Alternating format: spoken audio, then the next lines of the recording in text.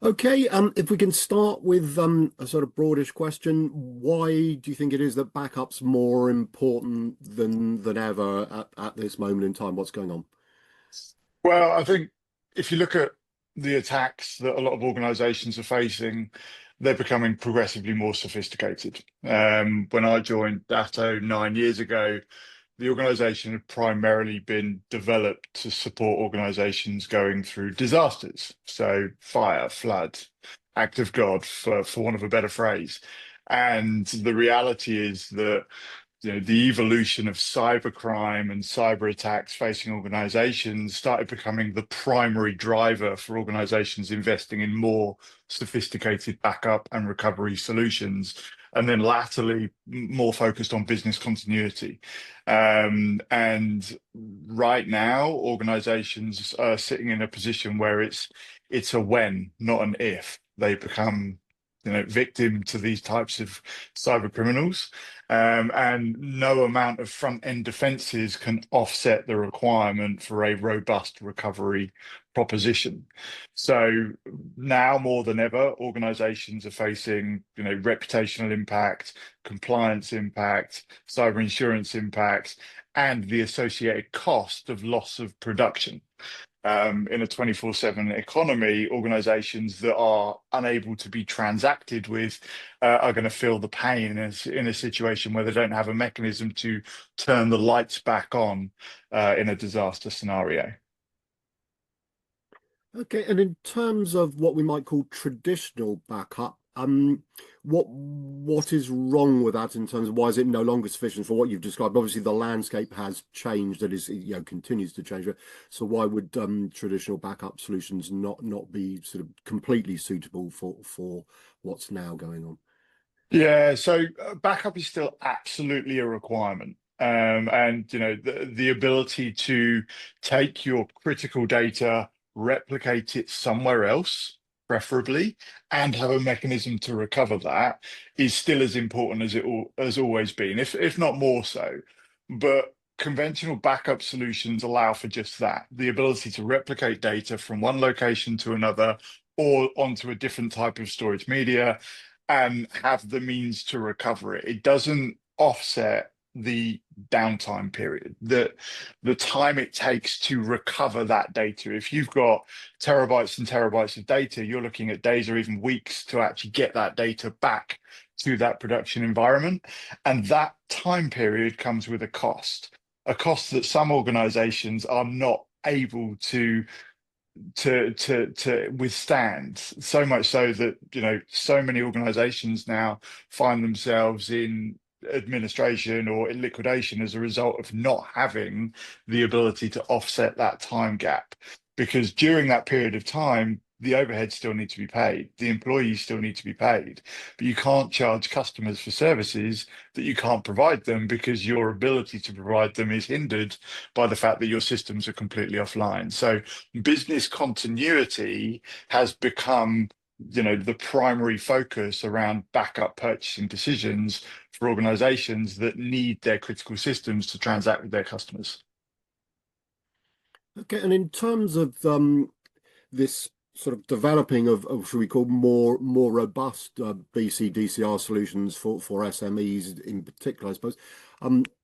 What more are they looking for? And I guess to our conversation, particularly how is it that MSPs are therefore able to hopefully help them out with that situation? So organizations are becoming progressively more savvy when it comes to understanding, the nuances and specifics of what they need in terms of protection. And there's lots of acronyms in the industry being banded around, but for recovery point objective and recovery time objective, i.e. the point in time you can get back to, i.e. how much data loss you're potentially going to experience and how quickly you can get back to that point in time, are two key drivers behind decisions around what organizations are implementing. And the shorter the period of time to production and the quicker you can get back to that point in time, the better. Now, obviously, the shorter that period of time, the bigger the cost. So budget comes into play a lot in these decision-making scenarios. But organizations are being driven by their cyber insurance company, their compliance and regulatory standards, the extent to which their business relies on their production machines. And organizations that are providing these services to these SMBs, SMEs, the managed service providers, more and more are looking at the sophistication of these systems in terms of allowing for automation, because human error and the manual intervention in ensuring that these systems are protecting these businesses are something that's weighed up a lot by managed service providers, because the more they can automate, the more they can guarantee that level of service to their customers.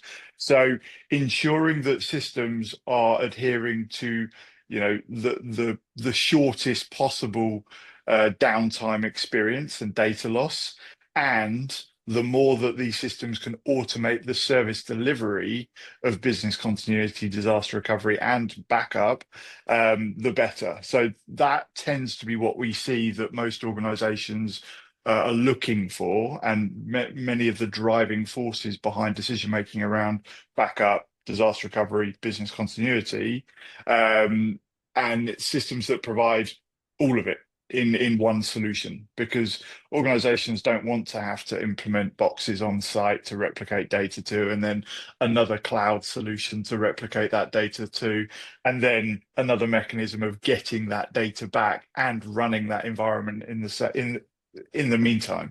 So organizations are looking for out of the box as much automation as possible, and the resilience and redundancy that comes with a business continuity solution. And in terms of what, I mean, you referenced a bit earlier the consequences, but I don't know if you've got any specific examples, whether it's industries, individual companies, where sort of lack of BCDR investment, caused significant problems. And in all cases, is it fair to say that companies thought they had done the right thing, and then were a bit, surprised or whatever when it found out they hadn't got all bases covered? Or do some of them, shall we say, take calculated risk, a bit like us? With our insurance, you can insure for everything, but you might decide, those things are so unlikely to happen that you perhaps won't bother with that. Just anything you can share as to any examples.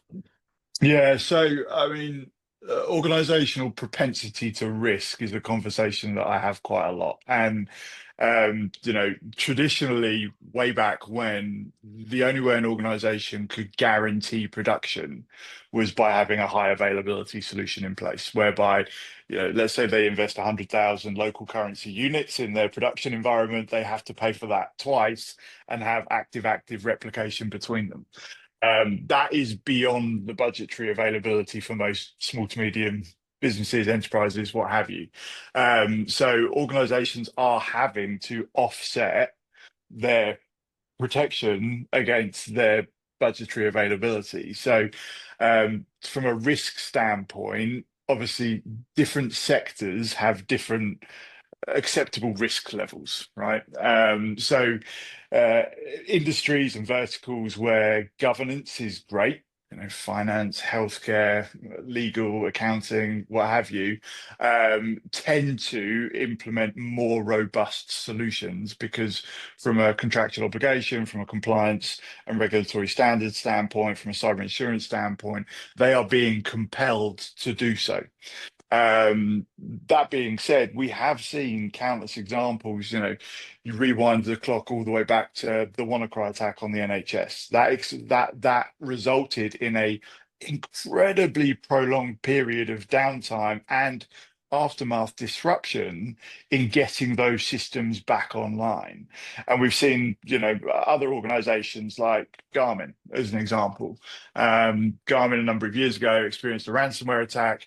And the organization actually took the decision to pay the ransom, and then found themselves under investigation by the FBI for potentially funding terrorism. That has a massive knock-on, reputational impact for an organization like that. But other examples, Travelex, great example, ransomware attack, weren't able to conduct services or transactions for their customers for such a prolonged period of time that they went into administration as a result, and actually ended up being bought by another company and this, that, and the other. So the knock-on effects are massive, and I think the misconception from a lot of organizations is it will never happen to us. We are not significant enough in the market to be targeted by these cyber criminals. And the fact is, it's indiscriminate. You know, organizations, users, credentials in so many different areas are available to buy on the dark web, and these cyber criminal gangs, institutions, whatever you want to describe them as, spray and pray in terms of their attack mechanisms. So the inevitability is that organizations will succumb to these types of attacks. So in terms of specific verticals that find themselves more at risk, there isn't one. Because every organization is a potential target for these types of cyber criminal institutions. So, long-winded answer to your fairly simple question, there are countless examples out there. Or if you're working for a small to medium business, or you're a managed service provider talking to a particular client in a particular vertical, all you have to do is go online and Google ransomware attack in this geographic location, or this specific industry, or this specific vertical, and you will find countless examples of organizations that have succumbed to these types of attacks. Broadly, people only tend to see what is published online in headlines. And that tends to be publicly traded or government body type organizations who are compelled to publicize the fact that they've succumbed to these types of attacks, they've had a breach, they've had data loss. But in reality, it's every type of organization in every type of industry, because statistically, it's a flip of the coin, 50-50, whether or not you will get hit this year or next year or the year after. It's about a 50-50 chance now. And unfortunately, of those organizations that get hit in the small to medium sector, about 60% of those will go into administration within 2 years if they don't have a robust business continuity solution in place